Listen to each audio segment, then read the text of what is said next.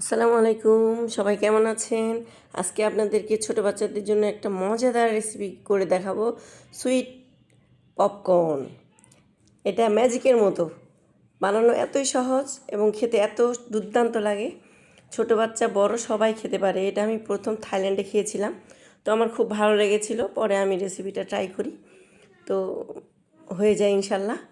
তো আপনাদের সাথে শেয়ার করছি। এই যে প্রথমে কড়াইয়ের মধ্যে একটু তেল দিলাম আর খুব সামান্য একটু লবণ দিলাম টেস্টের জন্য। আর আমি খুব সামান্য একটু মরিচের গুঁড়া দিয়েছি, তাতে টেস্টটা খুব ভালো আসে। তো এই যে দেওয়ার পরে আমি পপকর্নগুলোকে দিয়ে দিলাম ঢেলে। এবার একটু খালি নেড়ে চেড়ে মিক্সড করে নেব। নিয়েই ঢাকনা দিলেই দেখবেন যে ম্যাজিক হবে, ম্যাজিক। দেখবেন খুব সুন্দর করে এক একটা পপকর্ন ফুলে ফুলে ফুলে ফুলে সুন্দর মতো।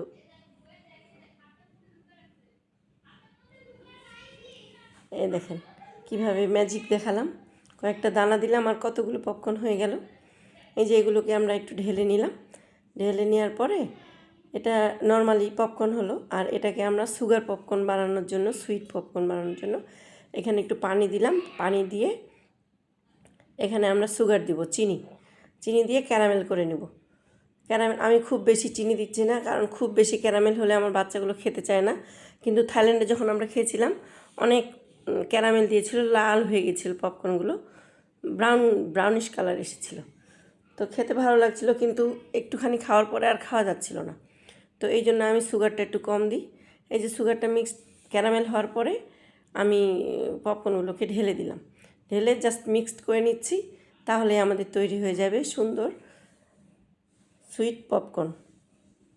এটা একবার যেহেতু খুব রেসিপিটা সহজ, তো একবার ট্রাই করবেন, ইনশাল্লাহ খুব ভালো লাগবে আশা করছি। তো ততক্ষণ পর্যন্ত ভালো থাকবেন, সবাই সুস্থ থাকবেন এই কামনায়। আর আমার সাথেই থাকবেন পরবর্তী নেক্সট ভিডিও আসা পর্যন্ত। ততক্ষণ ভালো থাকবেন। আল্লাহ হাফিজ।